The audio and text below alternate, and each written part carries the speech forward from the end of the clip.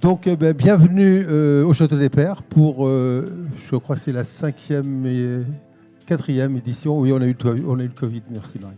La 4e fois qu'on se réunit tous au Château des Pairs.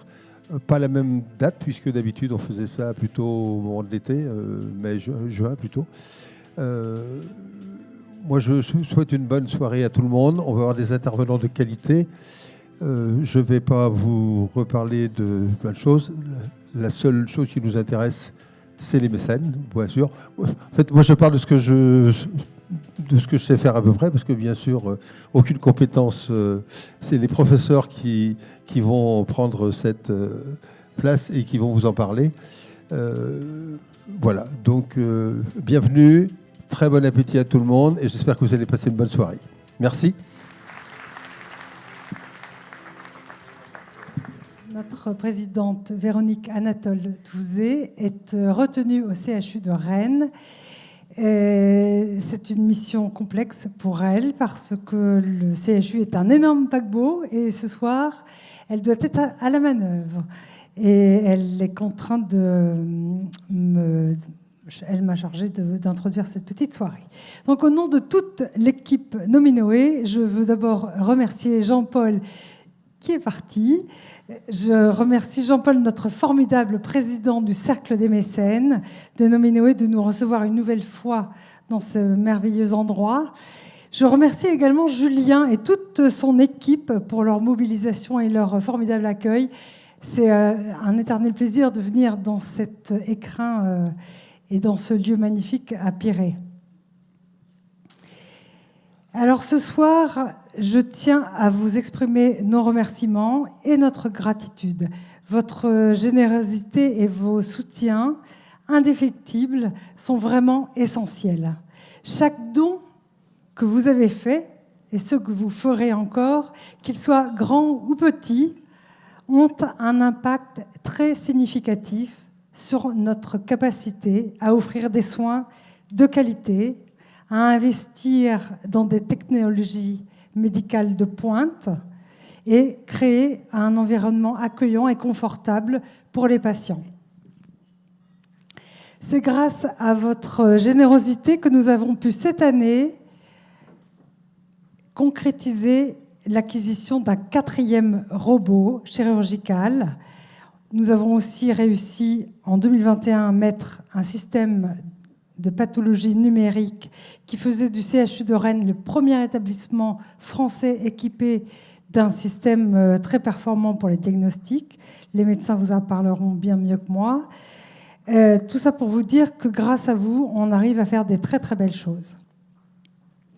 La petite vidéo qui passe à certaines heures là, vous permet de voir le travail et le chemin parcouru par Nominoé au service des patients hospitalisés au CHU de Rennes ou leurs proches. J'ajoute une mention particulière pour un sujet d'actualité puisqu'il sera inauguré le mois prochain. C'est la Maison des femmes qui va prendre place à l'hôpital Sud, qui est d'ailleurs presque construit. Et je regarde les élus. Elle sera inaugurée dans un mois à peu près. Je dois vous dire que votre confiance inspire et pousse les équipes soignantes à innover et à chercher constamment à améliorer la prise en charge des patients. Les projets pour lesquels Nominoé est sollicité en sont, à mon avis, la meilleure illustration. Je vois des médecins dans cette salle qui sont toujours là présents pour nous faire des propositions pertinentes pour améliorer la qualité de soins. Tout à l'heure, le professeur Karim Boudjema me rejoindra sur scène pour vous présenter quelques nouveaux projets. Chers donateurs, je n'ai pas l'intention d'être longue. Je veux vous dire qu'au fil des années, vous êtes devenus partie intégrante de notre communauté hospitalière et vos soutiens sont plus que jamais précieux. Merci encore pour votre générosité et votre fidélité. C'est un vrai plaisir de vous retrouver ici. Maintenant, j'invite les administrateurs, mécènes présents à me rejoindre sur scène afin de partager avec vous quelques mots. Alain Glon, Alain Leroc, François Châtel, Joël Chéritel, Pierre Leduff. Et je dois excuser Marie-Vonne Leduff, Jean-Yves Carillet, Jacques Delanoë et Alain Parmentier, qui sont eux aussi administrateurs de Nominoé, mais retenus à d'autres activités. Donc ce soir, avant de donner la parole aux médecins, notre idée c'était de partager quelques mots et de permettre aux administrateurs de partager leurs ressentis. Je propose de commencer par Alain Gland. Vous avez la parole. Bonsoir à tous. Merci d'être là. Je vis Nominoé en 3 temps. Le temps de la générosité et suite à un dévouement fantastique du personnel du CHU lors du décès de nos filles. Et donc, de la générosité, c'est devenu un moyen de rassemblement de la famille. Je le vis par ailleurs dans la technicité. Je suis ébahi des techniques qui se mettent en œuvre. À un moment où il y a les robots, bien sûr, arrivent les jumeaux numériques et le reste. Je le vis aussi avec beaucoup d'amitié. Et pour vous dire, parce qu'ils n'oseront peut-être pas le faire eux-mêmes, ce mois de mai, avec le professeur Karim Boudjema, avec Jean-Yves Gauvrit, avec quelques amis qui sont là, nous avons accompagné Karim de Rennes jusque dans la Haute-Loire, là où il avait été accueilli à l'âge de 4 ans. On a été très émus. Ces 1200 kilomètres nous ont permis de beaucoup échanger en réparant les crevaisons. On parlait des boyaux, hein, et de ce qui pouvait se transposer dans le médical. Et il nous est venu des idées. Donc, merci à tous. Merci à Nominoé.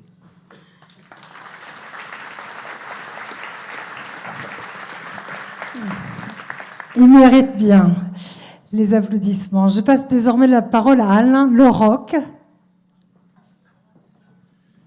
Oui, moi je dirais tout simplement que faire un don à Nominoé, c'est aussi faire un don à l'hôpital, qui permet d'ailleurs d'améliorer la qualité des soins, la qualité du diagnostic, et puis c'est aussi penser à soi. Donc quand vous donnez à Nominoé, vous pensez à vous.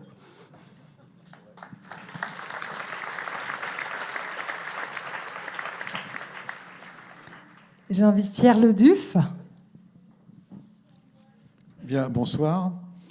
Alors, le Nominoé donc, a été créé en 2014 et avec l'argent que les dons nous ont amené en 2015, nous avons mené une première action qui était de créer la Maison des Parents. Alors, vous me direz pourquoi la Maison des Parents? Parce que le but premier de Nominoé, c'était de faire mieux et plus pour les personnes, pour les patients, aussi bien donc les malades que les familles. Et nous avons créé à l'hôpital Sud 17 logements. Il y a 4 maisons, 17 logements qui permettent aux parents d'être très proches des enfants, parce que l'hôpital Sud, c'est l'hôpital pour les enfants. Et il y a à tout âge, 2 ans, 5 ans, 10 ans, 15 ans, des jeunes qui sont là et qui ont besoin de leurs parents pour les accompagner.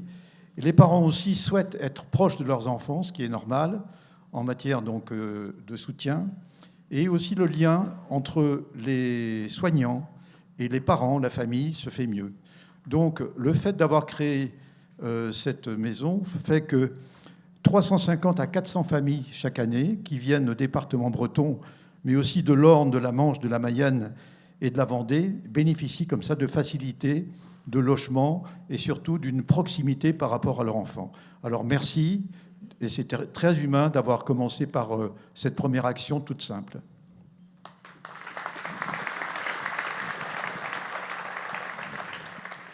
François Châtel.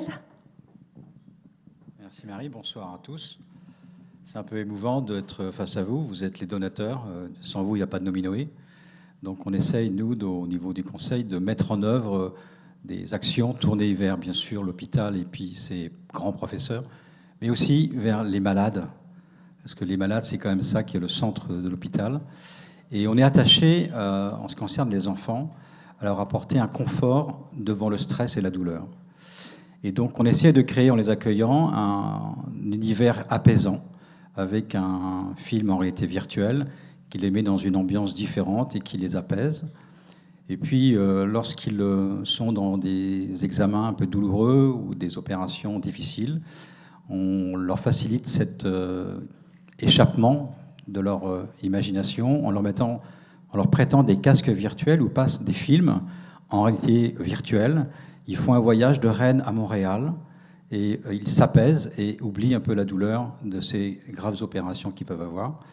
Et de ce fait, de ce succès, de la réalité de cette facilité d'apaiser la douleur et l'apaisement, on a permis à l'hôpital de mettre en œuvre dans 24 services ces casques virtuels qui aident à faire accepter les difficultés liées à la santé. Voilà à quoi servent vos dons et on est fiers que vous ayez pu participer à cette action. Merci.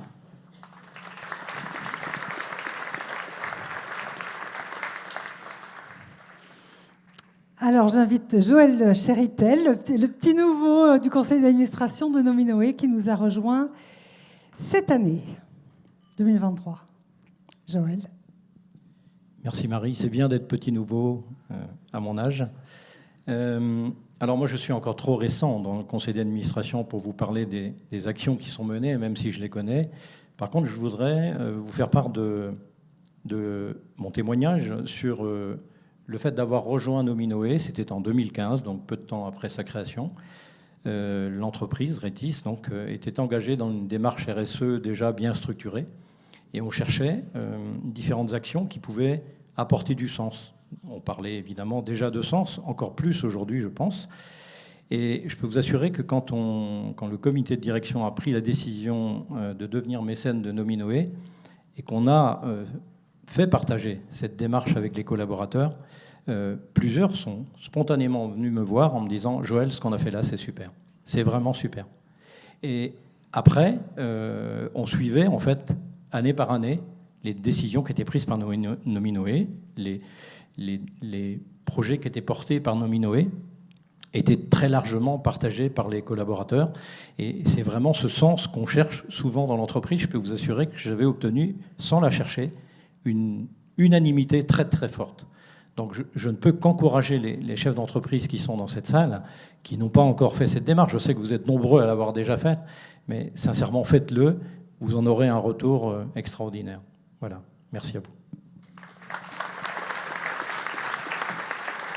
Est-ce que vous avez observé que sur vos assiettes, enfin là où vous pourriez avoir une assiette, vous avez un petit message? Alors, Karim et moi, on vous doit une petite explication. C'est une petite invitation à choisir des projets qui vous paraissent prioritaires.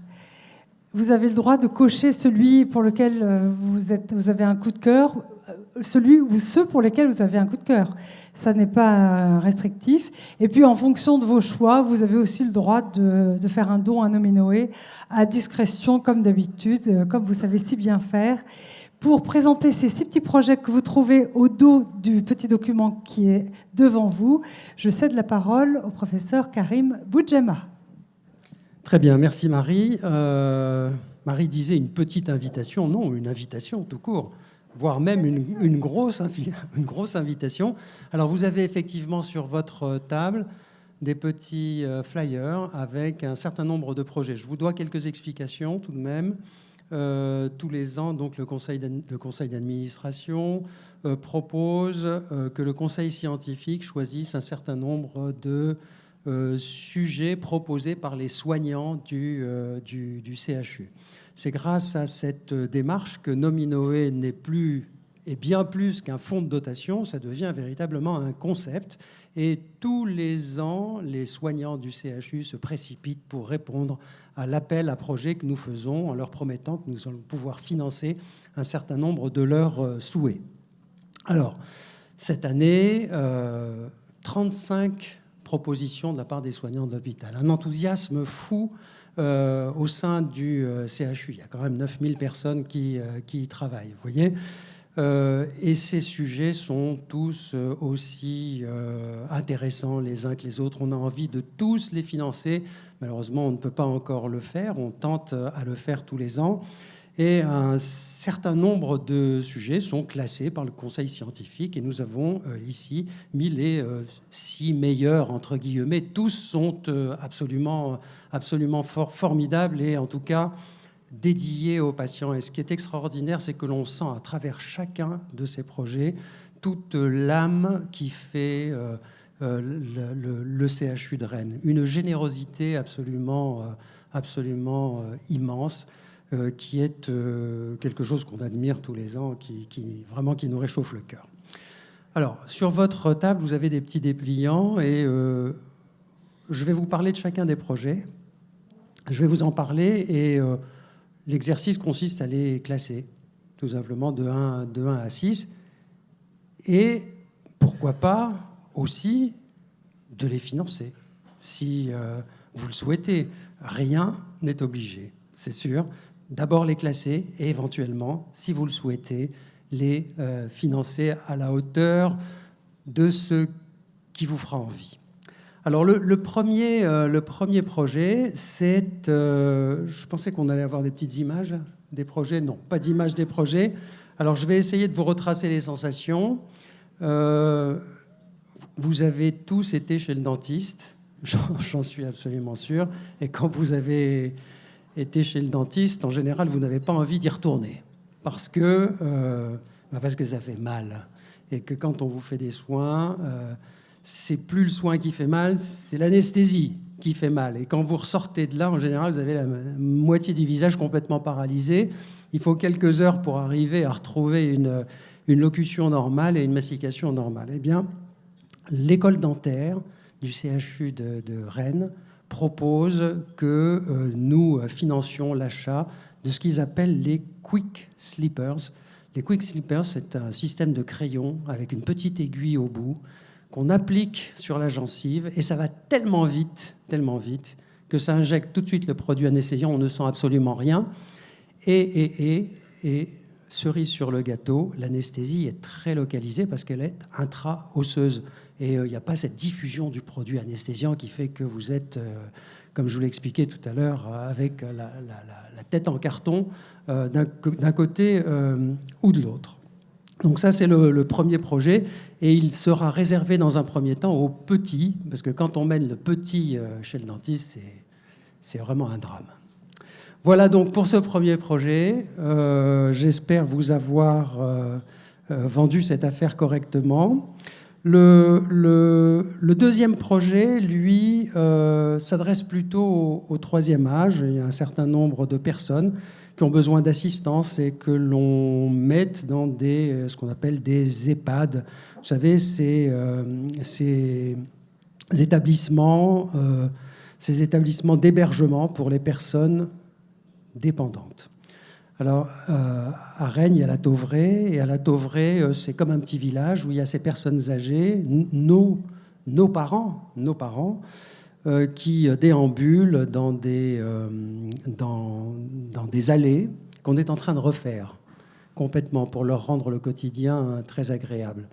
Alors, Nominoway ne va pas financer toutes les allées de la Tauvraie, c'est évident. Par contre, il y a une place qui est le carrefour de toutes ces allées où se retrouvent tous les pensionnaires de cette EHPAD, tous les jours, assis avec leurs soignants. C'est un moment très émouvant. Et cette place mérite quand même d'être un petit peu retouchée, améliorée, embellie. Et c'est ce que propose de financer Nominoway avec, en plus, la possibilité d'appeler cette place à la Tauvraie la place Nominoway. Donc, si vous le souhaitez, vous pouvez financer la réfection de cet endroit. Le troisième projet, lui, est consacré aux enfants polyhandicapés qui n'ont pas, vous vous en doutez, la vie ni facile ni heureuse tous les jours. Et dans leur quotidien, il y a un moment qui est particulièrement difficile, c'est le moment de la toilette. Et ce moment de la toilette, on commence à y prêter beaucoup d'attention parce que c'est tellement important. Alors pour nous qui sommes valides, ça se passe le matin, ça se passe le soir, c'est un moment assez agréable finalement. Pour ces enfants, malheureusement non, surtout lorsque cette toilette se fait dans un lieu qui est parfaitement inadapté parce qu'il est superposable à celui qu'utilisent les gens valides. Or, ce n'est pas ça la vie d'un polyhandicapé, pas du tout. Donc Nominoé propose qu'on finance pour ces enfants des... comment est-ce qu'on appelle des salles de bain multisensorielles. Ce sont des salles de bain qui sont d'abord magnifiques, dans lesquelles on a envie d'entrer. Il y a du son, il y a de la musique, il y a de la lumière, il y a des motifs, il y a des baignoires qui sont adaptées, qui facilitent le travail des soignants. Et ce serait pour Nominoé un grand pas que de pouvoir arriver à financer ces salles de bain pour les enfants polyhandicapés. Le quatrième projet que nous vous proposons, que nous soumettons à votre jugement et à votre classement. Alors donc le quatrième projet est un projet qui est vraiment dans l'air du temps. J'ai vu tout à l'heure qu'il y avait Jean Jouzel avec nous, vous vous rendez compte, formidable, prix Nobel, extraordinaire. Donc vous savez que la cause qu'il défend, Jean Jouzel, j'en parle pas, tout le monde sait, c'est même pas la peine. Donc demain, nous irons tous à l'hôpital à vélo. Je parle des soignants, pas des patients, hein, évidemment. Nous irons tous à l'hôpital à vélo, ça commence déjà. Personnellement, les 5 dernières années, j'allais à l'hôpital à vélo. Le problème, c'est que quand on arrive à l'hôpital avec son pneu dégonflé, on ne sait pas quoi faire. Alors, ce qu'on propose, c'est que Nominoé installe dans l'enceinte de l'hôpital des stations de réparation de vélos.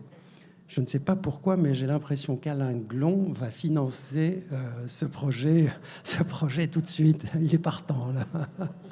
Donc vous imaginez, vous accrochez vos vélos. Enfin, vous savez tous ce que c'est une station à vélo. Il y en a partout en ville, mais il n'y en avait pas à l'hôpital.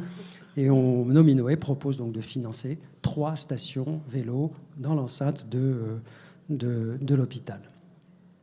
5e projet, l'espace Snozelen. C'est comme ça qu'on dit. Alors l'espace Snozelen, vous devez sûrement vous souvenir qu'il y a quelques années, Nominoé avait déjà financé un espace Snozelen pour l'accompagnement vers la fin de vie pour les EHPAD. Donc c'est un endroit où on accompagne ceux qui achèvent une vie longue, parfois courte, parce qu'il ne s'agit pas uniquement de personnes âgées, mais parfois des gens jeunes. Et il n'y a rien de plus terrible que d'achever sa vie dans un endroit qu'on n'imaginait pas, malheureusement, on n'imaginait pas. Donc on essaye d'améliorer l'environnement, il y a de la lumière, il y a de la musique, il y a des odeurs, il y a des sensations tactiles, il y a tout ce qu'il faut pour finalement raccrocher un petit peu cette fin de vie à la vie, tout simplement. Alors, on continue dans cette démarche et Nominoé veut élargir cette offre d'espace d'accompagnement pour les enfants et pour les adultes. Et enfin, le 2e projet s'adresse une fois encore à nos aînés qui souvent nous ont quittés par l'esprit avant de nous quitter physiquement. Et je crois que c'est la moindre chose que de les aider dans leur quotidien. Donc nous proposons dans les EHPAD d'installer ce qu'on appelle des tables magiques. Ce sont des tables tout à fait banales, mais au-dessus de la table, il y a une espèce de vidéoprojecteur qui projette un jeu. Et on peut comme ça faire du puzzle, faire des mots croisés, jouer au Scrabble ou je ne sais quel jeu. Mais enfin, vous voyez, on peut multiplier comme ça les jeux. Ce qui est intéressant, d'abord, c'est que c'est lumineux, c'est que c'est moderne. Et surtout, ça réunit autour d'une table un certain nombre de personnes âgées qui étaient souvent enfermées dans leur insuffisance cérébrale. Voilà, je vous ai présenté ces 6 projets. Vous les classez ça ne coûte rien, vous savez, vous pouvez le faire déjà. Et puis, éventuellement, vous nous aidez à les financer. Merci à tous et merci pour votre générosité.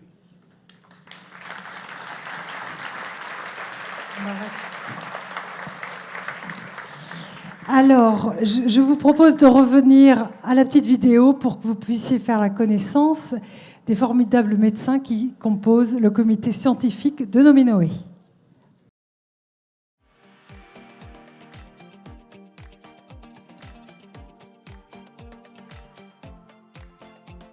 C'est toute la Bretagne, vous, donateurs bretons, qui participez au bien-être et à la santé des Bretons, qui permettent également la promotion de magnifiques projets très innovants dans un esprit collectif et d'une grande diversité. Mais la vocation première était vraiment une ambition d'ouverture vers le monde extérieur et puis aussi faire connaître ce que nous savons faire et ces domaines de la santé dans lesquels on excelle, et en particulier au CHU de Rennes. Une belle aventure, le partage d'expériences entre des professionnels bretons et le CHU de Rennes. Nominoé, c'est un triple bénéfice, c'est du 3 en 1. C'est d'abord et avant tout parce que c'est dirigé pour eux un bénéfice patient, c'est un bénéfice famille pour l'environnement qu'on leur apporte, mais c'est également un bénéfice soignant, un bénéfice à double détente. D'abord, un patient apaisé est un patient pour qui le soin est plus aisé.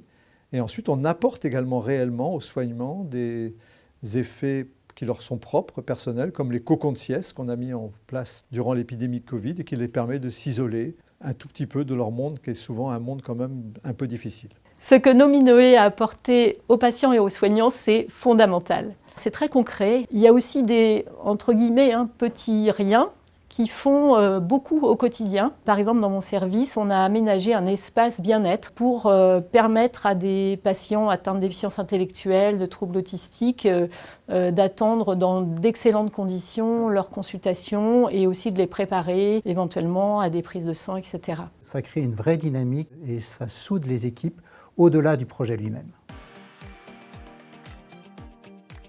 Je crois que je choisirais le vélo qui a été développé pour le centre de gériatrie et pour l'EHPAD du CHU pour permettre aux résidents de se promener accompagnés d'un membre de la famille ou des amis. Donc vraiment un projet très très original qui m'a un peu surpris parce que je ne m'y attendais pas et dont je sais que le choix était un bon choix parce qu'aujourd'hui ça marche très bien. Il y a une innovation majeure qui a été de numériser l'anatomopathologie, ce qui permet de mieux centraliser et d'aider les collègues dans d'autres hôpitaux périphériques à mieux prendre en charge leurs patients. L'aide par Nominoé à la création d'une biobanque. Alors ça a l'air très technique comme ça, mais pour le grand public, c'est quelque chose d'extrêmement important. Et on peut comme ça, pour chaque individu, suivre son évolution dans le temps, ce qu'on était incapable de faire. Ce qu'il faut bien comprendre dans Nominoé, c'est qu'on est sur des idées et sur des chemins novateurs. Grâce à Nominoé et à toutes vos donations, le service de pathologie du CHU de Rennes est passé au 100% numérique. Cette technologie a permis de changer la vie au quotidien des médecins du service parce que nous travaillons de façon extrêmement fluide. Nous avons un diagnostic extrêmement précis, en particulier en cancérologie. L'année dernière, c'était l'achat d'un robot chirurgical. Ce n'est pas une mince affaire, mais ça fait entrer le CHU de Rennes dans le 21e siècle de plein pied. Je crois qu'on est un des CHU les mieux dotés en France en matière de robotique chirurgicale, et ça, c'est formidable. Nominoé aidera aussi à l'aménagement du futur hôpital, comme il a déjà commencé à le faire actuellement, et ça, c'est une perspective encore très, très emballante. Aujourd'hui, je ne peux dire qu'une chose, c'est un grand merci à tous les mécènes qui nous accompagnent, parce que sans eux, rien ne pourrait se faire. Merci, parce qu'ils sont d'un comportement et d'une fidélité exemplaires. Continuez à nous aider. Et enfin, je leur dis surtout, aidez-nous à augmenter le cercle de nos mécènes et de nos donateurs. La santé, c'est l'affaire de tous. On pourrait dire effectivement sur une vision française que la santé, c'est la sécurité sociale. On va tous être malades à un moment donné, on va tous être aidants. Et donc de participer à un élan collectif, ça permet effectivement d'être acteur plein de sa santé, de la santé des autres et des aidants.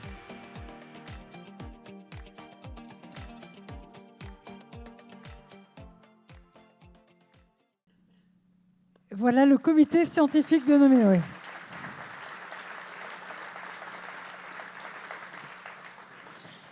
Et maintenant, je cède la parole à Karim pour la première conférence sur la chirurgie robot-assistée.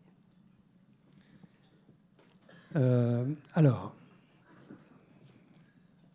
je sens que Christelle est en train de se préparer. Elle se prépare, pas tout de suite. Donc moi, j'ai l'immense plaisir aujourd'hui de présenter Christelle Nyangotimo.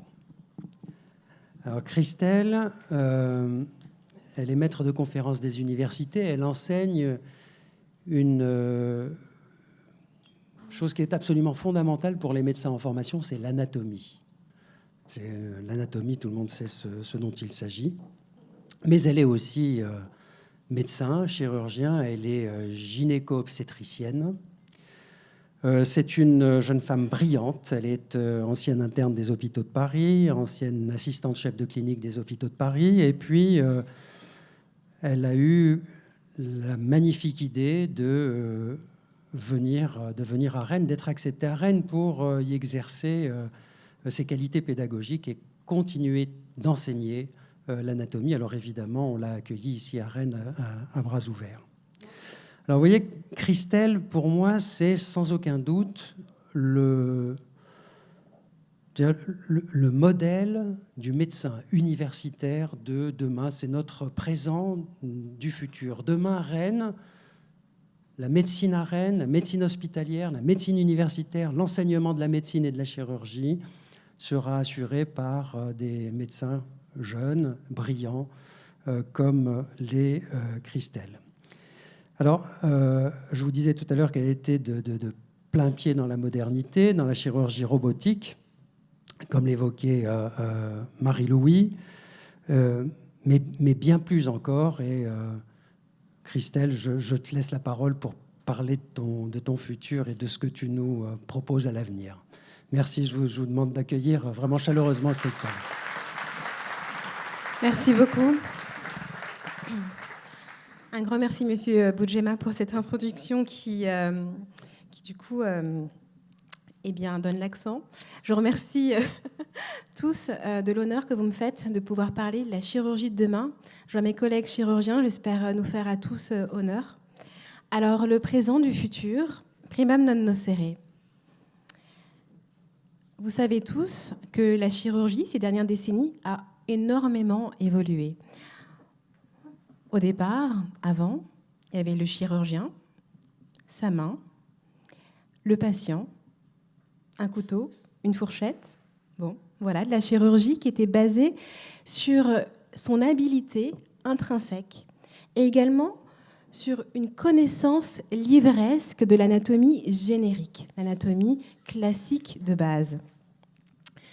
Aujourd'hui, on se base plus sur une chirurgie assistée par ordinateur, avec des instruments et avec des connaissances scientifiques globales, des connaissances du cas qu'on va opérer, et également des connaissances du patient sur ses différents symptômes.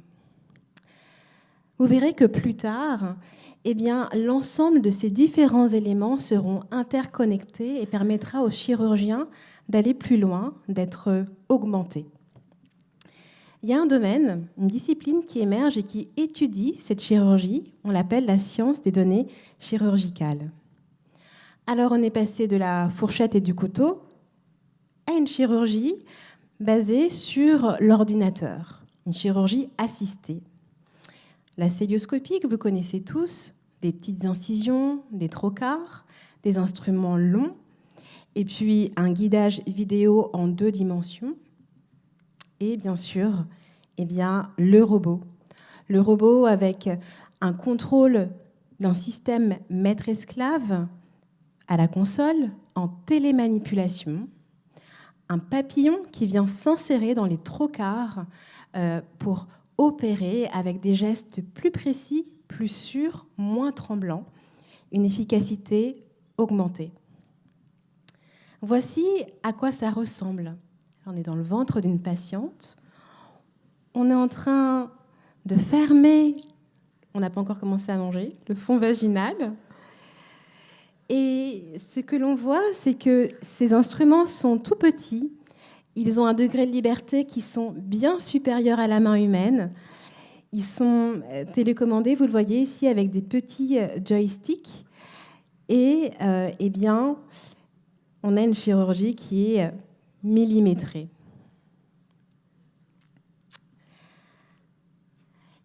Sans connaissance de l'anatomie, la chirurgie est un jeu de hasard. Mais là, plus qu'avant, où c'était de l'anatomie générique, on peut avoir accès directement à l'anatomie elle-même du patient. Vous le voyez ici, une reconstruction de la neuroanatomie pelvienne, une de mes grandes passions. Et maintenant, on peut tourner l'anatomie, la voir de tous les côtés et la mettre en position opératoire. Plus de reconstruction mentale. Et cela nous permet de simuler, de planifier l'intervention chirurgicale et, au cours de l'intervention, d'utiliser des techniques de réalité augmentée pour surligner des zones. Donc là, c'est une chirurgie de l'endométriose, par exemple. On enlève un nodule très profond au niveau de l'épinis sciatique. Vous le voyez ici en vert, le nerf pudendal, un nerf somatique, le roi du périnée. Ici, le ligament sacro-épineux. Et tout cela est possible grâce, en fait, à la chirurgie robotisée. On arrive donc dans un bloc opératoire qui est inondé d'informations riches, des informations qui nous sont précieuses pour améliorer la prise en charge du patient. On a les données préopératoires, l'IRM, on a les données du patient lui-même avec la réponse à ses questionnaires, ses symptômes, ses besoins, ses désirs. On a les données opératoires avec l'image, la vidéo. On peut même, comme vous le voyez ici, enregistrer les données cinématiques, c'est les données de déplacement des bras du robot qui nous permettent de savoir exactement le geste que le robot fait et les paramètres vitaux. Ces données sont précieuses, ce sont des mines d'or, c'est une chance, mais aucun humain que je connaisse n'est capable d'analyser ces données en temps réel. Et donc on a besoin d'intelligence artificielle. Voilà, c'est pas possible. Alors l'intelligence artificielle, elle nous permet de pouvoir analyser les données chirurgicales, faire donc de la science des données chirurgicales en temps réel. Voici juste de manière très simple comment est-ce qu'on pourrait modéliser cette intelligence artificielle. Il y en a en fait deux grands types.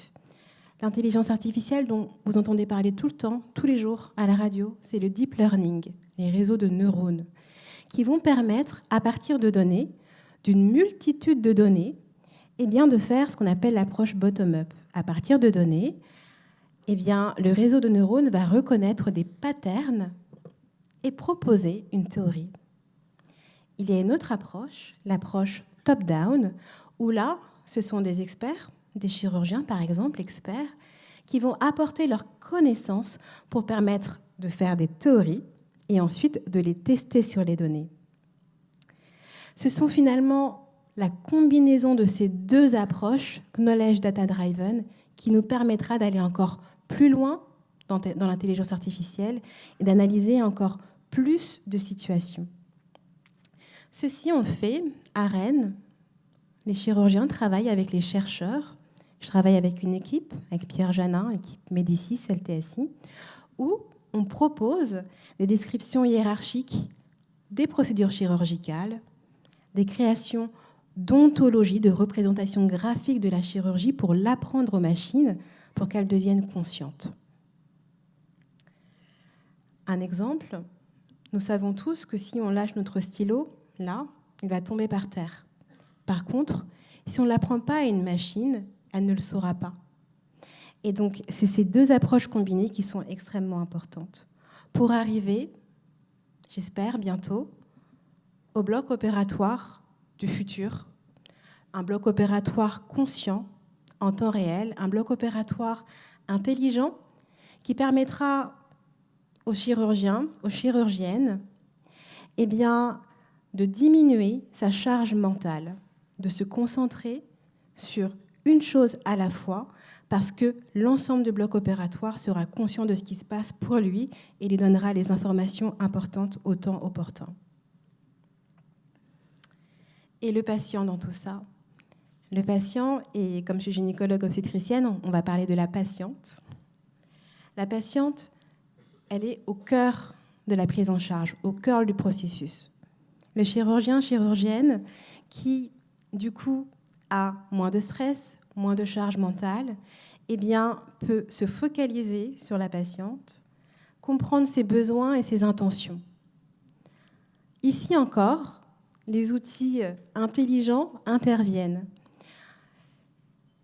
Par exemple, dans l'endométriose, qui est une maladie chronique, systémique, qui affecte jusqu'à 2,5 millions de Françaises, eh bien, ces patientes ont des enjeux de vie. C'est la première cause d'infertilité et jusqu'à 50 à 70% de ces patientes sont douloureuses. Dans leur vie, elles vont avoir des questions, des challenges différents. La possibilité d'avoir des réponses au questionnaire et d'avoir l'ensemble des données, des envies, des désirs des patientes constitue un stock de données très important.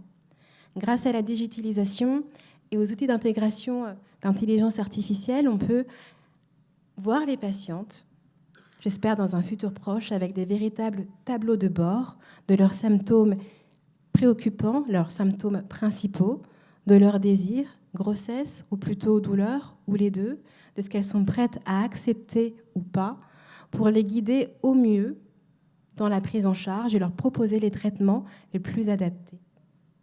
Tout cela avec empathie, bienveillance et humilité.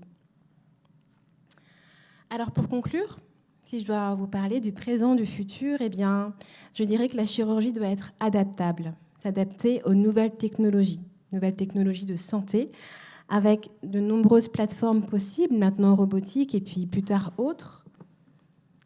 Prendre des décisions fondées sur les preuves, rendre la chirurgie scientifique, passer d'une chirurgie rudimentaire, artisanale, basée uniquement sur la main, à une chirurgie où le chirurgien est augmenté et sait utiliser les différents instruments d'intelligence artificielle et autres. De se plonger dans des simulations virtuelles immersives afin de préparer, planifier ces chirurgies, de bien sûr connaître son anatomie, mais également l'anatomie du patient en question, faire collaborer l'anatomie, la chirurgie, les sciences des données chirurgicales, et cela avec des partenaires autres, des chercheurs, des data scientists, des ingénieurs, tels qu'on le fait à Rennes, de s'impliquer dans les réseaux de soins, de prendre des décisions partagées avec le patient et de toujours, bien sûr, continuer à se former. Tout cela pour aboutir à une chirurgie personnalisée au bénéfice du patient pour moins opérer, poser de bonnes indications opératoires et surtout mieux opérer. Pour conclure, je pense que cette chirurgie du futur sera tout d'abord une alliance technologique et humaine avec toutes les qualités humaines que l'on a à développer, bien sûr, au service du patient. Je vous remercie de votre attention.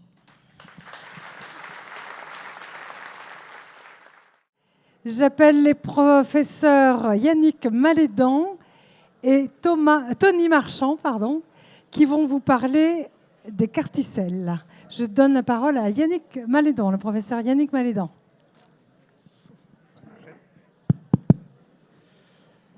Bonsoir à toutes, bonsoir à tous. Et merci de votre présence et de votre fidélité. J'en profite pour remercier une nouvelle fois Jean-Paul et Julien de leur magnifique accueil et remercier Marie. On oublie toujours de parler de Marie, parce qu'il faut quand même ne pas oublier que c'est le fer de lance de notre Nominoé. Alors j'ai le très très grand plaisir de vous présenter une star de l'hématologie, parce que tu as commencé très fort, Karim, il n'y a pas de raison qu'on soit en dessous au niveau médical. Une star de l'hématologie, le docteur Tony Marchand, et merci à Roa Kuo, le chef de service, de nous l'avoir prêté pour une soirée. Alors, Tony Marchand fait de l'hématologie, c'est-à-dire qu'il s'occupe des maladies du sang.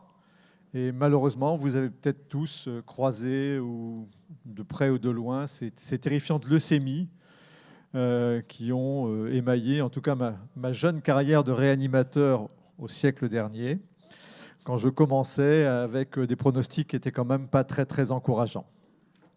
Heureusement, il y a eu des progrès thérapeutiques impressionnants, avec des nouvelles chimiothérapies, l'introduction des immunothérapies, qui ont vu les pronostics de modérés à passer à bon. Et puis, une révolution. Une révolution est arrivée qui a bouleversé complètement cette prise en charge. Et c'est ce pour lequel Tony Marchand va vous conter cette merveilleuse histoire ce soir. On va passer de l'ombre à la lumière. Alors, il est toujours difficile de passer après les stars de la chirurgie. Hein. C'est toujours extrêmement compliqué de voir ces brillants hommes et femmes, en l'occurrence, merci Christelle, merci Karim, nous montrer des choses exceptionnelles, du tout en un, quoi. C'est du tout en un. Hein. Un diagnostic, un geste, une suite, parfois simple, mais il faut quand même faire vivre la réanimation, donc parfois un peu compliqué. Merci Karim. Et voilà. Donc,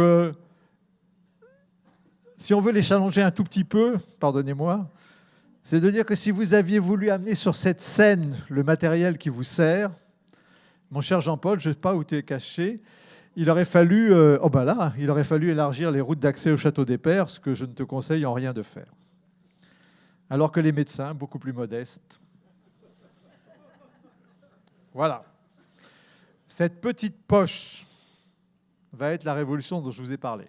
Alors, certes, elle est un tout petit peu coûteuse, hein, mais on va y mettre la thérapeutique du vivant, la cellule qui soigne. Et c'est vraiment un processus assez extraordinaire. Et c'est contenu là-dedans, un petit peu cher, on vous dira le prix tout à l'heure, mais quand on compte et quand on guérit, il n'y a pas de raison de se priver de ça. Et vous allez voir, c'est assez exceptionnel. C'est une révolution thérapeutique. Alors, merci à Tony Marchand de nous présenter ceci de façon encore, bien sûr, beaucoup plus savante que moi. Et puis, comme je suis un grand sentimental, je lui ai demandé de faire ce que j'ai parfois essayé de faire devant vous, c'est qu'on termine par une belle histoire. Reconnaissez en ce moment que c'est un peu oppressant la vie de tous les jours. Et il a accepté à mon désir de faire à la fin une belle histoire et je le remercie une fois de plus pour ça. Merci Tony.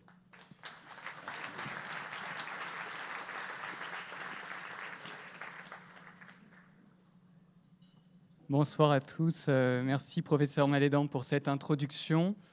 Comme on vous l'a dit, je suis vraiment heureux d'être là ce soir, déjà parce que la salle est magnifique et puis parce que je ne vais pas vous parler d'une évolution dans la médecine, mais bien d'une révolution qui bouleverse aujourd'hui l'hématologie, mais qui va bientôt bouleverser la cancérologie en général et même aller au-delà sur des maladies non tumorales et notamment auto-immunes. Alors, en quoi c'est une révolution? C'est parce que c'est le premier médicament vivant et c'est un médicament qui se base sur le système immunitaire des patients, c'est-à-dire qu'on va utiliser les défenses des patients pour attaquer la tumeur. Alors, l'immunité et la cancérologie, c'est une histoire un peu ancienne et je trouve qu'avant de regarder l'avenir, c'est toujours bien de regarder dans le rétroviseur. Et finalement, vous voyez que dès le milieu du 19e siècle, on avait déjà des résultats qui nous faisaient penser que le système immunitaire pouvait être intéressant et pouvait être utile pour lutter contre les tumeurs. Et en 1866, on avait déjà observé qu'il y avait des patients qui faisaient des infections cutanées et dont les tumeurs régressaient spontanément. Un petit peu plus tard, à la fin du 19e siècle, il y a William Collet qui va décider d'injecter des toxines bactériennes à des patients qui avaient des cancers, notamment des cancers de la face, comme vous voyez sur la photo. Et il a observé des régressions de la tumeur, alors même qu'on ne donnait pas de chimiothérapie. Et donc, c'était la démonstration, si vous voulez, que l'activation du système immunitaire du patient pouvait détruire une pathologie tumorale. Un petit peu plus tard, au début du XXe siècle, on va se rendre compte que les patients qui attrapent la tuberculose, qui était très fréquente à l'époque, développaient moins de tumeurs que les patients qui n'avaient pas de tuberculose. Et ça va donner lieu au développement de thérapies antitumorales où on va injecter du bacille tuberculeux dans la vessie, par exemple, pour les cancers de vessie. C'est une technologie qui est encore utilisée aujourd'hui. Et puis, beaucoup plus récemment, à la fin du XXe siècle, on va découvrir le mode d'activation des lymphocytes T, qui sont des cellules de notre système immunitaire extrêmement importantes pour nous protéger, notamment contre les virus. Et ces deux personnages que vous voyez ici vont avoir le prix Nobel pour cette découverte. Et puis, beaucoup plus récemment, en 2006, Steven Rosenberg va réussir à isoler ces fameux lymphocytes, ces cellules de notre système immunitaire de la tumeur de patients, pour les réinjecter à des patients qui avaient des tumeurs de la peau, des mélanomes métastatiques. Et il va se rendre compte qu'on peut traiter des mélanomes avec, finalement, les lymphocytes T du patient. Et donc, c'était vraiment la preuve qu'on avait là un médicament vivant basé sur le système immunitaire. Alors, les CAR-T-cells, c'est quoi cette révolution dont on vous parle, dont vous avez peut-être entendu parler dans les médias? Alors déjà, pour comprendre les CAR-T-cells, il faut bien voir que nous avons un système immunitaire qui nous protège en continu contre les infections. La récente pandémie nous l'a bien montré, et nous protège notamment contre les infections virales. Et au sein de ce système immunitaire, il y a deux types de cellules qui sont vraiment importantes à connaître. Il y a d'une part des lymphocytes B. Les lymphocytes B, c'est des cellules qui produisent des anticorps. C'est un peu comme des avions de chasse qui lanceraient des missiles à tête chercheuse. Ça, c'est les lymphocytes B. Ils arrivent à attaquer à distance en lançant des missiles. Et puis, vous avez aussi un autre type de globules blancs qu'on appelle des lymphocytes T, qui sont des cellules qui vont circuler dans votre corps en continu et vérifier que vous n'avez pas de mauvaises cellules qui apparaissent. Et ces cellules-là, si vous m'autorisez cette analogie, c'est en quelque sorte des tueurs. Donc c'est vraiment des killers qui passent dans notre corps en continu et qui ont besoin par contre du contact pour détruire la cible. Alors un CAR-T-cell, c'est quoi? Eh bien, finalement, on a décidé d'utiliser le génie génétique, de créer des OGM et de modifier génétiquement les globules blancs du patient. Et on a décidé de prendre ce qu'il y avait de meilleur dans les lymphocytes B et dans les lymphocytes T pour créer notre arme. Et donc, on a créé ces antigènes, c'est-à-dire ces molécules chimériques qui associent d'une part un domaine de reconnaissance de la cible, de reconnaissance de la tumeur qu'on a emprunté aux anticorps, et puis d'autre part, à l'intérieur de la cellule, une zone qui va activer la cellule du système immunitaire, le lymphocyte T, et ça, on l'a emprunté à nos tueurs naturels. Et donc, un peu à l'image de la mythologie grecque, on a une sorte de chimère, une molécule chimérique que l'on va introduire dans les cellules du patient et qu'on va pouvoir ensuite mettre dans cette petite poche pour lui réinjecter une fois que la production a eu lieu. Alors voilà à quoi ça ressemble un CAR-T-cell. C'est un lymphocyte T qui exprime à sa surface ce récepteur qu'on a généré par synthèse, par génie génétique, et qui va être capable de reconnaître la tumeur parce qu'on l'a programmé pour ça. On a donc généré une cellule tueuse qui va reconnaître la cible et la détruire une fois qu'elle l'a reconnue. Alors, comment produire ces cellules? Eh bien, en fait, on s'est basé sur les découvertes que l'on avait faites avec le VIH et on s'était rendu compte qu'il y avait des virus qui pouvaient envahir, si vous voulez, nos lymphocytes, nos cellules immunitaires, comme le VIH. Et donc, on a décidé d'utiliser des particules virales et d'introduire dans un virus cette molécule chimérique. Une fois qu'on a fait ça, on infecte les lymphocytes T du patient au laboratoire, bien entendu, et les lymphocytes T du patient vont devenir transgéniques et vont se mettre à exprimer à leur surface ce récepteur qui va pouvoir reconnaître une cible.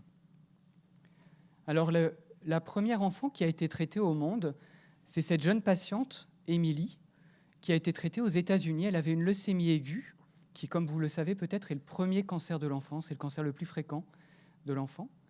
Elle avait une leucémie aiguë qui avait malheureusement été traitée par de nombreuses chimiothérapies et qui résistait à toutes ces chimiothérapies. Et à l'époque, en 2012, dans cette situation, on n'avait pas de traitement. Et donc, malheureusement, les médecins qui s'occupaient d'elle lui avaient proposé ou expliqué qu'elle irait dans un service de soins palliatifs. Et ses parents n'étaient pas d'accord. Ils ont dit « Mais non, c'est pas possible, vous pouvez pas faire ça, Émilie. » Et donc, ils ont contacté une équipe aux États-Unis qui lançait une étude sur les carticelles. Et en 2012, c'est la première enfant qui a bénéficié de cette thérapie innovante. Et Émilie, vous voyez, elle a bien grandi. Aujourd'hui, on est 11 ans après le diagnostic. Et chaque année, elle fait une petite photo. Alors, si vous regardez un peu CNN, vous verrez des fois sa photo, parce que tous les ans, on a le droit à la photo pour montrer qu'elle va bien. Et aujourd'hui, clairement, avec ce recul, on peut dire qu'Émilie, elle a été guérie de la leucémie aiguë grâce à cette thérapie. Alors, le CHU de Rennes, c'est un centre leader dans les carticelles, et c'est ce qui explique aussi un peu ma présence aujourd'hui. C'est un centre leader parce qu'au niveau national, on est le 3e centre en termes d'utilisation de cette thérapie. C'est aussi le centre qui coordonne le registre national des carticelles, c'est-à-dire que tous les patients qui bénéficient de carticelles en France sont enregistrés sur un registre qui est coordonné par le centre de Rennes et par le professeur Rouault qui est ici présent. On coordonne aussi des études internationales qui donnent lieu à des publications régulièrement. Et puis nos laboratoires de recherche, notamment les laboratoires de l'INSERM, sont fortement impliqués dans le développement de ces thérapies et dans une meilleure compréhension des mécanismes d'action. Alors au quotidien, pour les patients du CHU, comment ça se passe? On va prélever leurs globules blancs. Ça, c'est assez simple en fait, hein. On le prend dans le sang, un peu comme un don de plaquettes, si vous avez déjà donné vos plaquettes. Ça ne dure pas très longtemps. Et puis nous, on va envoyer ces lymphocytes au laboratoire pharmaceutique qui est capable de produire les carticelles. Au laboratoire, l'industrie pharmaceutique va faire une multiplication des lymphocytes et évidemment la modification génétique pour générer un médicament vivant. Pendant le temps de production, qui prend à peu près 4 semaines, le patient, lui, va bénéficier de traitements d'attente, souvent des chimiothérapies, pour essayer de le faire tenir le temps que l'on récupère le produit fini. Et puis à la réception de ce traitement innovant, on va réhospitaliser le patient dans le service pour pouvoir faire l'injection. Donc globalement, il se passe à peu près 1 mois entre le prélèvement des lymphocytes et la réception du produit fini. Une fois que le produit est obtenu, le patient va être hospitalisé dans le service. On fait une chimiothérapie pour le préparer à recevoir le produit, mais c'est une chimiothérapie qui est plutôt légère. Et puis on va le garder en hospitalisation entre 10 jours, 15 jours, parfois un tout petit peu plus, mais globalement une quinzaine de jours en surveillance. Et puis, à l'issue de la procédure, on va le laisser rentrer chez lui et on contrôlera la maladie environ 1 mois plus tard. Donc voilà en pratique à quoi ça ressemble. On vous a ramené une poche, c'est une vraie poche de carticelle. Alors elle est vide, je vous rassure. Vous voyez, ça fait 68 millilitres, ça coûte 350 000 €. C'est le coût du traitement. Donc on est bien dans un traitement innovant, révolutionnaire, et c'est transfusé en 15 minutes. Voilà. Actuellement, dans le service, on a en continu entre 6 et 10 patients qui reçoivent ce traitement. Donc je ne vais pas vous dire que c'est devenu de la routine, mais quasiment. C'est-à-dire qu'on a à peu près un tiers des patients hospitalisés aujourd'hui qui sont hospitalisés pour ce type de traitement. Les indications en 2023, c'est quoi? C'est les maladies du sang, 3 grandes maladies du sang, les leucémies aiguës, les lymphomes qui sont des cancers des ganglions, et puis les myélomes qui sont des cancers de la moelle osseuse qui touchent des patients un peu plus âgés et pour lesquels on avait encore aujourd'hui peu de traitements chez des patients qui étaient réfractaires aux premières lignes. Mais demain, parce qu'on m'a demandé de vous parler d'avenir, demain c'est quoi? Demain c'est une utilisation à plus grande échelle. Il y a beaucoup d'essais qui sont en cours, utilisation pour les cancers gynécologiques. Et j'espère que Christelle pourra en bénéficier bientôt. Pour les mélanomes, il y a beaucoup d'études en cours sur le mélanome, les tumeurs cérébrales dont vous connaissez le pronostic malheureusement, et puis les tumeurs digestives. Alors parce qu'on garde tous une certaine nostalgie de notre enfance et puis que la nuit commence à tomber, je vous propose de terminer par une petite histoire. Et cette histoire, c'est l'histoire d'Aurélie. Aurélie, vous voyez, c'était une jeune femme de 29 ans, maman de 2 petites jumelles adorables, dont la vie a basculé en 2017 quand on va lui diagnostiquer un lymphome, qui est donc un cancer des ganglions. Elle va être prise initialement en charge à Brest, où elle va recevoir des chimiothérapies, et malheureusement, malgré son jeune âge, elle ne va pas bien répondre à la chimiothérapie. Elle va avoir 3 lignes successives qui vont s'avérer être des échecs. Donc je vous ai mis ici l'examen qu'on utilise le plus en hématologie pour surveiller les lymphomes, qui s'appelle un TEP scanner. Et pour vous aider un petit peu, si vous n'aimez pas trop l'anatomie, une petite flèche pour vous montrer où est le lymphome, c'est cette grosse boule noire que vous voyez là au niveau du thorax. Ça, c'est le lymphome d'Aurélie. Et puis après, les premières chimiothérapies, les Brestois étaient plutôt contents parce qu'on ne voyait plus cette grosse tache noire. La tache que vous voyez là, c'est le cœur, donc ça, c'était pas grave. Et puis, malheureusement, quelques mois plus tard, elle a rechuté. Comme vous voyez là, il y a une tache qui réapparaît. Et donc, à ce moment-là, les Brestois nous ont appelés un petit peu en désespoir de cause parce qu'à Brest, il n'y avait pas les carticelles. Nous, on venait tout juste de dire OK pour une étude. Et cette patiente, malgré son jeune âge, on lui avait dit tu vas devoir aller en soins palliatifs parce que là, on n'a plus de traitement disponible pour toi. Et donc, Aurélie, elle va être hospitalisée au CHU de Rennes le 17 août 2018. Et c'est la première patiente bretonne qui va recevoir des carticelles. Elle va avoir une injection le 23 août. Initialement, je vous avoue qu'on va avoir un petit peu peur parce qu'elle va se dégrader. Du fait d'effets secondaires des carticelles, elle va être transférée en réanimation. On va la suivre évidemment de façon rapprochée et avec des traitements assez intensifs, on va réussir à récupérer les choses, à améliorer son état général et puis elle va pouvoir rentrer finalement assez rapidement dans le service et regagner son domicile, vous voyez, le 12 septembre, donc en fait très tôt par rapport à l'injection du traitement. Et puis là, je vous ai remis la TEP juste avant les traitements. Là, c'était 1 mois après les carticelles. On voit encore une toute petite tache au niveau du thorax, mais quasiment plus rien. Et puis là, c'est 3 ans après les carticelles. Et là, on voit vraiment plus rien. Et Aurélie, la voilà aujourd'hui, c'est sa photo. Elle m'a autorisé à vous la montrer. Je l'ai eu au téléphone la semaine dernière. Elle va très bien, elle se remet à la natation. Et elle a repris goût à la vie. Elle se réinvestit dans sa vie personnelle et professionnelle. Alors, je vous ai raconté l'histoire d'Aurélie, mais j'aurais aussi pu vous parler de Philippe, de Victor, de Marine, de tous ces patients qui ont bénéficié du traitement par carticelle, parce que derrière la technologie qui est révolutionnaire et qui vraiment va s'étendre progressivement à l'ensemble de la cancérologie, c'est bien des patients dont il s'agit, c'est des histoires qui sont bouleversées, complètement changées par ce traitement. Et donc je pense qu'on est vraiment en train de vivre une révolution, et cette révolution, elle ne fait que commencer. Voilà, je vous remercie, je vous souhaite une excellente fin de soirée. Nous vous proposons de poursuivre avec la 3e et dernière conférence pour ce soir. J'espère que le dîner se passe bien pour vous. Voilà, donc je passe la parole au professeur Jean-Yves Gauvry qui va vous introduire la 3e conférence. Très bonne fin de soirée. Bonsoir à tout le monde. J'espère que vous passez un bon repas, un bon moment. Voilà, je le redis, mais je voudrais vraiment remercier Marie parce que sans elle, Nominoé n'existerait pas. Et vraiment, c'est pour nous qui travaillons à ses côtés, c'est un vrai moteur. Donc, le thème de la soirée, vous avez entendu, c'est le présent du futur.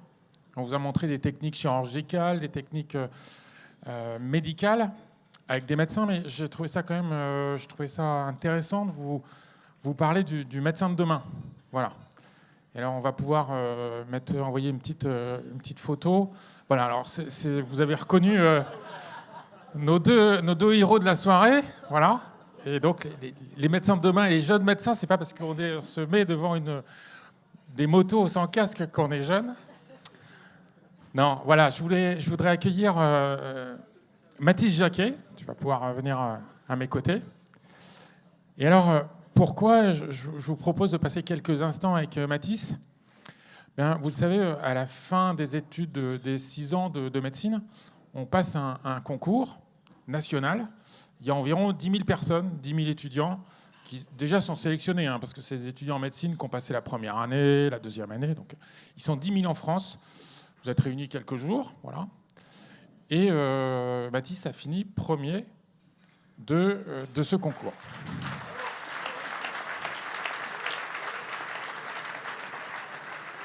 Et alors, en plus, je vous le présente parce que c'est un Rennais. Voilà. Donc, voilà.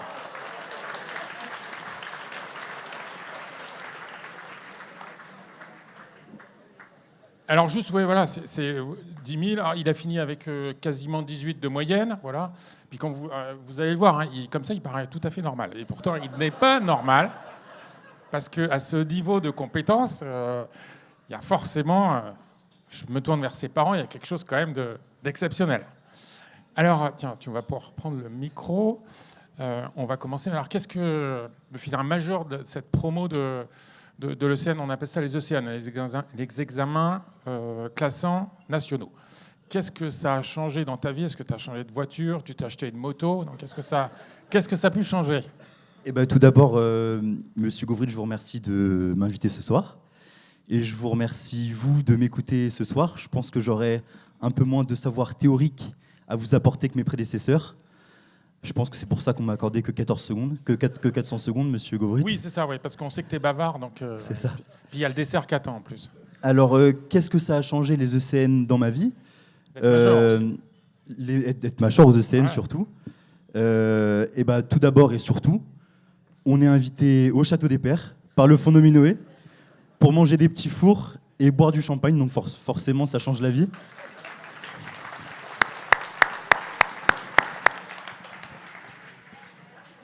Donc là, c'est le bonus, Marie. Hein. Maintenant, tous les ans, pour le major de l'Océan, il faudra l'inviter au Château des Pères. Alors, je voulais te demander, en fait, on va reprendre un peu ton histoire. Hein. Pourquoi et à quel moment de ta vie tu veux t'orienter vers les études de médecine et être médecin? Qu'est-ce qui a déclenché tout ça? Eh bien, je pense que ça a commencé quand j'étais enfant, au contact de mon médecin généraliste, le docteur Michel. Il représentait un petit peu l'image qu'on se fait du médecin de famille, quelqu'un de grand, calme, rassurant, à la voix grave. Et c'était le genre de personne qui en imposait avec douceur et qu'on érige vite en exemple quand on est petit. Je pense que c'est là que la graine a été plantée. Ensuite, il fallait l'arroser. Et donc, j'exulte quand en fin de troisième, le docteur Michel, le fameux docteur Michel, m'invite à faire mon stage de fin de troisième dans son cabinet. Et puis au lycée, comme bon nombre de vos enfants, j'imagine, puisqu'il y a certains parents, à mon avis, dans cette pièce, j'écume les salons de l'étudiant, les journées portes ouvertes. Et puis j'essaie de me faufiler un petit peu aussi à l'hôpital, grâce à une amie de mes parents qui travaille à l'hôpital en tant qu'infirmière. Et donc l'ambiance de l'hôpital me plaît. Et puis on me dit qu'en médecine, la première année est compliquée, mais elle ne dure qu'un an. je vois que la combine a été saisie. Alors qu'en prépa, il y a 2 ans qui sont compliqués. C'est donc ainsi qu'en fin comptable, je m'oriente vers les études de médecine après le lycée. Et alors justement, comment ça se passe ces études de médecine? Donc les études de médecine, ça commence par 1 an de PACES, la première année. Donc là, on bûche sans s'arrêter pendant 1 an pour accéder à l'élite, la fac de médecine. Et donc ensuite, pendant les 2e et 3e années, on découvre un peu ce que sont les vrais cours de médecine, parce qu'en première année, c'est plus fondamental, de la chimie, de la biochimie, plein de belles choses. Et en 2e et 3e année, ce sont des vrais cours de médecine. Et puis, pour être parfaitement transparent avec vous, il y a aussi un petit peu de fête, quand même. Et puis, en 4e, 5e et 6e année, notre vie est partagée entre les stages à l'hôpital et les révisions à la bibliothèque. Donc là, on a le temps de bien ruminer les paroles qui nous ont été dites il y a quelques années, comme quoi le plus dur dans la médecine, c'est la première année. Voilà. Et alors, bon, tu as quand même fini major de ce concours-là. Qu'est-ce qui fait que tu es différent, que tu te distingues des autres, mais en même temps, quelque chose de commun avec tes autres collègues en médecine? En toute modestie. Hein. Ce qui me distingue en toute modestie, c'est pas grand-chose. Parce que, en toute honnêteté, la plupart des étudiants en médecine passent sensiblement le même temps, à leur bureau en train de réviser. Après, je pense que vous n'allez pas vous satisfaire d'une réponse façon langue de bois comme celle-ci. Donc, je vais vous donner une réponse un peu plus complète. Ouais. Je pense que durant ces 6 ans, j'ai été assez rigoureux. Et comme dans tout métier, ça marche. Et puis surtout, je pense que j'ai réussi à trouver le bon équilibre. J'ai continué à voir mes amis. Alors, sur les dernières années, plutôt à la bibliothèque et les jours de fête au restaurant universitaire. J'ai continué à rentrer chez mes parents le week-end pour les voir et puis pour qu'ils me fassent de bons petits plats. J'ai gardé le sport, puisque j'essayais d'aller courir assez régulièrement. Et tous les dimanches, j'allais jouer au football dans mon grandissime club de la SRC Prélifré. On les embrasse. Et surtout, en cette 6e année, j'ai rencontré ma copine, Elsa, qui est là ce soir, et qui m'a beaucoup aidé à m'évader cette année. Voilà, c'était très important.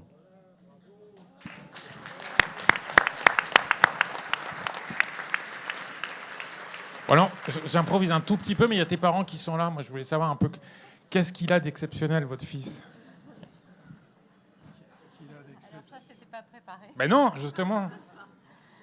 Qu'est-ce qu'il a d'exceptionnel sa rigueur. Je pense que il a toujours eu des focus et il s'est toujours vraiment attaché à ce qu'il faisait.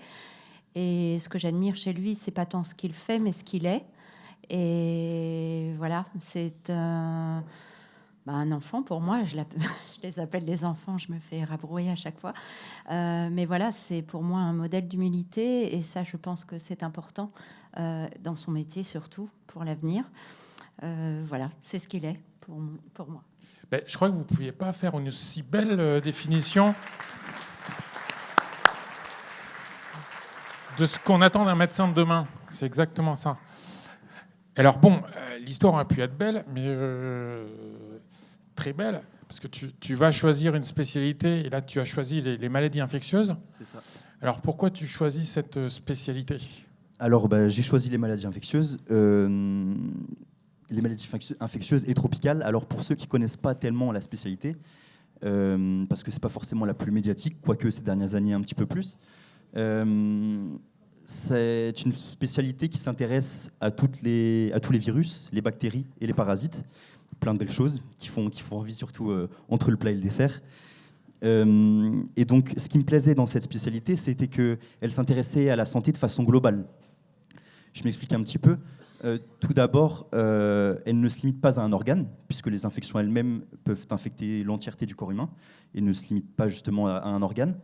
Et elle s'intéresse, comme on l'a dit tout à l'heure, et qu'on le dit à chaque cours, et elle s'intéresse à la personne en tant qu'être global, puisque une bonne partie des personnes qui arrivent en service de maladies infectieuses vivent dans des conditions assez précaires, dans des mauvaises conditions d'hygiène. Et donc, pour ces personnes-là, le problème médical est une porte d'entrée vers une prise en charge plus globale, dont sociale, et donc vers la réinsertion. Et enfin, les maladies infectieuses permettent de s'intéresser à la santé d'un point de vue macroscopique, puisque, comme vous le savez, les infections se propagent de plus en plus vite, de plus en plus loin, et certains d'entre vous ont déjà entendu parler du Covid, je pense, venu de Chine. Voilà, c'est pour ça que c'est pour toutes ces choses-là que les maladies infectieuses m'attirent particulièrement.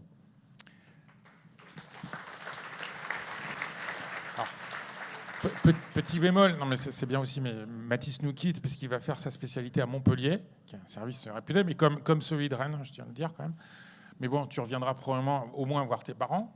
Voilà. On va voir. Et puis justement, d'accord.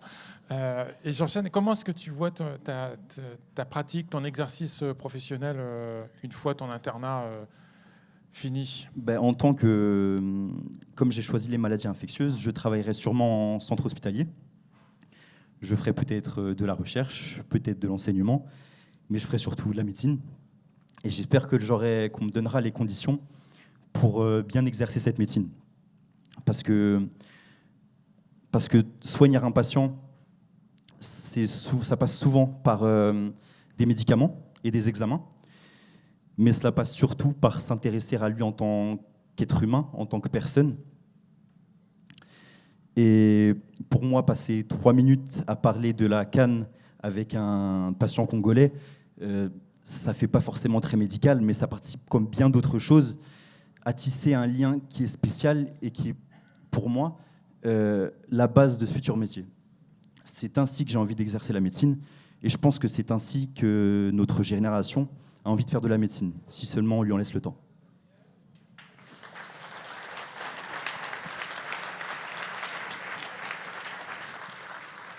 Et alors, pour finir, comment est-ce que ton regard sur Nominoé, que tu as découvert, comment tu l'as découvert et qu'est-ce que tu penses de ces fonds de dotation, en fait ? Je l'ai découvert au fur et à mesure de ma scolarité. Après, j'avais au début du mal à en voir les effets concrets, puisque je pense que c'était le début, et puis on passe un peu de service en service à l'hôpital. Et donc, je me suis renseigné un petit peu. J'ai préparé un petit peu j'ai révisé un peu mes fiches avant de venir. Et donc j'ai vu que Nominoé récemment, c'est ce qu'on a vu tout à l'heure d'ailleurs, avait permis le financement de la mise pour mettre à disposition des triporteurs pour les personnes en soins de longue durée à La Tauvraie. J'ai travaillé pendant 3 ans en tant qu'aide-soignant en parallèle des études à La Tauvraie. Et pendant ces 3 ans, on était payé pour leur faire la toilette, les habiller, les raser, les shampouiner. Et on n'avait pas vraiment beaucoup de temps pour passer plus de temps avec eux. Et c'était parfois assez frustrant. Donc on essayait, pour égayer un petit peu la journée, de mettre de la musique, de parler de leur vie ou de la nôtre, entre le rasage et le shampouinage. Mais on était toujours un petit peu frustrés. Et donc des initiatives comme celle-ci, qui permettent de briser la routine du quotidien, sont un véritable rayon de soleil pour ces personnes qui sont là depuis des mois ou des années, et pour qui le temps peut parfois être un petit peu plus long. Bien. Pour conclure, j'ai envie de dire, un major de l'internat, c'est un être humain, voilà, avec les plus belles des qualités humaines. Voilà. Merci Mathis. Très bonne route à toi. Merci à vous. Alors, avant de passer au petit café, je vous propose d'écouter quelques instants Julien Legendre, qui peut nous parler magnifiquement de ce château qui nous accueille ce soir. Je lui passe la parole. Merci. Merci, bonsoir à tous. Alors, on m'a demandé de présenter le Château des Pères en 1 minute. Alors, présenter un projet qu'on a débuté il y a 11 ans maintenant, en 1 minute, c'est assez court. Alors, je vais aller à l'essentiel en vous parlant des activités qu'on propose aujourd'hui au sein du domaine. Donc, le Château des Pères, c'est une propriété qui fait 31 hectares. On a un parc de sculptures où on expose maintenant environ 70 sculptures monumentales sur l'ensemble du domaine. C'est 5 ateliers d'artistes qui sont à résidence à l'année ici, avec comme envie vraiment qui était une envie forte de mon père Jean-Paul Legendre de redorer le travail manuel. C'était vraiment la ligne directrice du Château des Pères. Donc on a ces 5 artistes. On va proposer des ateliers ouverts au grand public, aux particuliers sur de demi-journée, journée complète.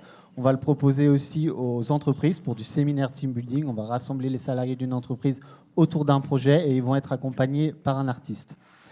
On propose aussi, bien sûr, ce cadre que vous avez découvert ce soir, l'Orangerie. Donc, c'est une salle qui fait 840 mètres carrés de réception, qui a été construite il y a un petit peu plus de 5 ans maintenant. Voilà, on va y faire du mariage, du dîner de gala, du showroom automobile, du concert. Elle est vraiment adéquate à tout type d'événement. On a un nouveau centre de séminaire qu'on a inauguré en octobre dernier. Donc, au sein du château, au premier étage, on a 7 salles de séminaire d'une capacité de 2 à 40 personnes environ. On a 3 restaurants. Alors, je dis 3 restaurants, je rigole parce que quand on a racheté le domaine, mon père ne voulait pas entendre parler de restauration sur le domaine. Donc, on se retrouve maintenant avec 3 restaurants. Donc, on a le repère qui est ouvert 7 jours sur 7, 14 services par semaine, avec le brunch le dimanche. On a la Table des Pères, donc notre restaurant phare qui est ouvert depuis quasiment 8 ans maintenant sur le domaine avec Jérôme Joadet, qui a été tout récemment étoilé au guide Michelin au mois de février. Donc on a été, après que seulement à peine 7 mois d'ouverture, étoilé au Michelin dans son nouvel écrin, on a été très heureux, les équipes étaient hyper contentes. Et on a les salons du château, où là on va vous proposer pareil 7 jours sur 7, du lundi au vendredi plutôt, pour les entreprises. C'est vraiment des déjeuners ou des dîners qui se font à la carte, et le week-end pour les particuliers. Et dernier né sur le projet, donc l'hôtel L'Essentiel que vous avez pu voir ce soir en arrivant. Donc c'est un hôtel qui fait 42 chambres. On a eu la chance aussi courant de cette année de recevoir le prix par le magazine Hotel and Lodge, du 3e hôtel le plus atypique au monde. Donc ça a été vraiment une année en termes de reconnaissance pour le domaine très intense. Très intense aussi dans les recrutements, parce qu'au 1er janvier de cette année, on était 36 sur le domaine. Maintenant, on est 90. Donc il y a eu une très forte évolution sur l'année. Je vais revenir un petit peu après sur l'équipe. Et on a ouvert en juillet dernier les Serres. C'est un bar à cocktail qui est ouvert actuellement sur les heures de la Table des Pères, et accessible aussi aux clients d'hôtel, mais c'est un lieu qui est destiné à évoluer dans les prochains mois. Et bien sûr, le spa qui se trouve à l'hôtel L'Essentiel, lui aussi qui est ouvert tous les jours et qui n'est pas seulement destiné à la clientèle de l'hôtel, qui est aussi ouvert à la clientèle de l'extérieur. Voilà, je pense avoir fait un petit peu le tour du domaine. Une petite info, on approche des fêtes de fin d'année. Je sais que tout le monde se casse la tête pour trouver des cadeaux. J'ai la solution toute trouvée pour vous. On a des bons cadeaux que vous pourrez retrouver sur notre site internet, où on vous accueillera avec plaisir à la boutique pour vous faire un beau coffret pour les fêtes de fin d'année. Voilà, je tenais juste, j'ai une partie de mon équipe qui est là. Comme je disais, on est près de 90 maintenant au Château des Pères. Ils sont une petite vingtaine ce matin. Je tenais vraiment à les remercier. Voilà, on a un métier qui est destiné à faire plaisir aux gens. Je pense qu'ils se donnent tous les jours au maximum pour bien faire leur travail. Et je trouve qu'on a un métier, je tenais à en parler, on a un métier qui est assez difficile dans l'hôtellerie-restauration, c'est qu'on est continuellement jugé. Ici, on reçoit, c'est des milliers de personnes qu'on reçoit aussi bien sur les restaurants, sur l'hôtel, sur le parc de sculpture. Et c'est très facile aujourd'hui de laisser un avis sur le travail qu'ils peuvent produire, aussi bien au restaurant, à l'hôtel. Voilà, on quitte l'hôtel, on quitte le restaurant, on rentre chez nous, on se retrouve devant notre petit ordinateur. Et là, on peut démolir en quelques secondes un travail qui est fait de jour en jour et bien fait. Donc voilà, je tenais, si vous pouvez leur faire un tonnerre d'applaudissements, ils ne sont pas tous là, mais bravo à tous.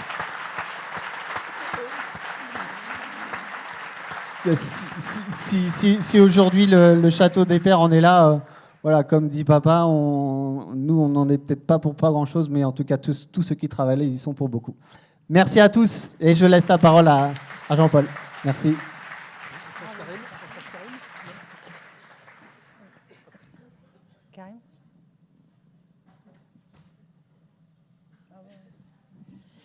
Alors, avant de vous laisser poursuivre votre soirée, je vous propose deux petites conclusions.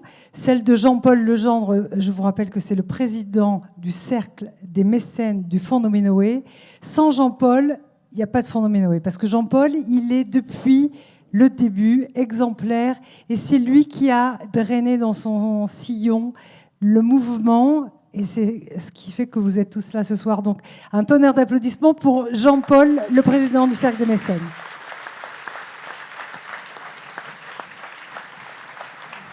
C'est bon ? Ouais, c'est bon. Merci Marie. Bon, il faut être clair quand même en termes de mécènes. Heureusement, je ne suis pas tout seul parce qu'on n'aurait pas fait grand-chose au niveau de Nominoé. Donc, merci à tous les mécènes qui nous suivent depuis longtemps et puis à tous les futurs mécènes. Alors, c'est bon ? Ouais. Julien tout à l'heure dit si vous avez des idées de cadeaux, mais gardez un peu de sous pour Nominoé quand même. Hein. Mettez pas tout dans un bon cadeau hein, quand même. Hein. Gardez ça un peu pour Nominoé. Voilà. Comment ? Ah oui. Alors il dit on a la chance d'accueillir un artiste. En fait, 4 fois par an, on fait au niveau de la boutique, on a des artistes qui exposent pendant 3 mois à suivre.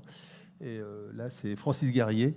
Il a déjà 4 œuvres dans le parc. Et donc, vous avez une œuvre un peu monumentale qui est au fond là-bas, la bleue. Là. Allez la voir. C'est très, très beau travail de métal. Hein, si des gens connaissent vraiment, c'est pas facile du tout à faire. Et puis, il y a des petites œuvres qui peuvent vous intéresser si vous allez à la boutique. Enfin, pas ce soir, elle ne va pas être ouverte. Mais si vous avez l'occasion de revenir au Château des Pères. Voilà. Merci. Donc, ouais, moi, je suis vraiment très content de faire partie de Nominoé, et parce que ça nous a permis de rencontrer des gens qui ne sont pas du tout dans notre cercle habituel. Et en fait, on s'aperçoit que, quel que soit le métier qu'on fait, on est quand même très, très captivé, très, très pris par notre métier, et on se retrouve qu'avec des gens qui pensent comme nous, qui parlent comme nous, qui ont les mêmes soucis que nous. Et là, en fait, le fait d'avoir des mécènes, donc avec Alain... j'en oubliais, donc je ne dis pas tout. François qui est devant moi, je cherche autrement, ils sont partis. Pierre, Pierre, il y en a pas mal. On est 7. Et puis le comité scientifique, moi ce qui m'a le plus apporté, c'est ces échanges, parce qu'en fait on s'aperçoit qu'on se retrouve à sans se connaître. parce qu'en fait, on a tous nos préoccupations. Et puis, les échanges, ça permet de beaucoup d'enrichissement personnel, enfin, à mon avis. Et bien sûr, je ne parle pas d'argent à ce niveau-là, je parle de relations d'amitié. Bon, c'est bon, hein, j'ai assez parlé. Je te donne la parole, Karim. Ouais. Alors, donc vous l'avez compris, Nominoé sont les mécènes. Vous tous, donateurs, un immense merci, je le renouvelle. Et votre présence ici est hyper encourageante pour nous. Et Nominoé, évidemment, c'est, vous l'avez compris ce soir, les médecins. Le premier d'entre eux, c'est le président du comité scientifique, le professeur Karim Boudjema, qui donne un temps, une énergie, une dimension à cette démarche, comme ses amis médecins du comité scientifique qui vous ont été présentés, Yannick, Sylvie, Nathalie, Philippe, Jean-Yves, qui sont tous à la manœuvre pour Nominoé. À chaque fois que je les sollicite, c'est toujours oui, toujours prêt à m'aider à monter la marche supérieure. C'est un vrai bonheur de s'engager sur une mission comme celle dont on m'a chargée. Merci à vous et je vous demande d'applaudir le président du comité scientifique qui va conclure.